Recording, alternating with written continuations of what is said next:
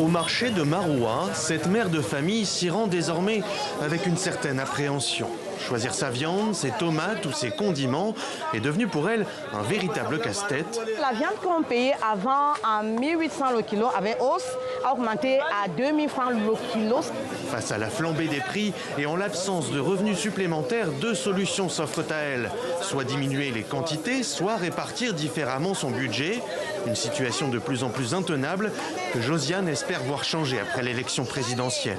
Pour celui qui sera élu, nous voulons qu'il puisse regarder le panier de la ménagère, qu'il puisse regarder les denrées dans le marché et qu'on puisse baisser les prix. Parce que la cuisine de la ménagère coûte cher. On n'arrive pas à tenir les deux bouts. Mais s'ils arrivent à diminuer les prix, les choses vont marcher, les familles, tout va aller. Mais si aujourd'hui tout coûte cher, vous voulez que le changement vienne comment? Si ça ne commence pas d'abord dans la maison, dans la cuisine. Même son de cloche de l'autre côté de l'étal.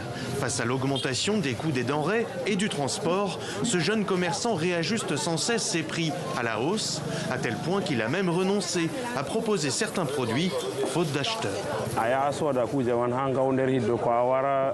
Nous, on va acheter nos marchandises à Ngaoundéré. Là-bas, déjà, les prix sont très élevés et quand on ajoute le transport pour les ramener ici, ça coûte encore plus cher.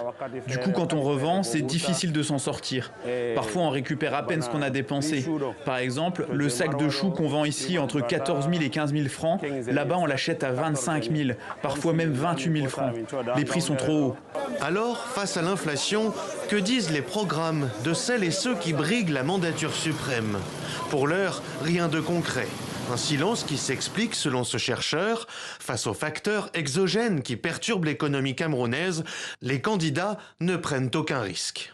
Les politiciens font généralement très attention aux questions économiques parce que c'est très facile de proposer une offre politique sur le plan économique, mais de se rendre compte quelques années plus tard que ce qui avait été prévu ne fonctionne pas tel quel et puis on se retrouve dans une situation où on va dire que le discours politique n'était que du mensonge.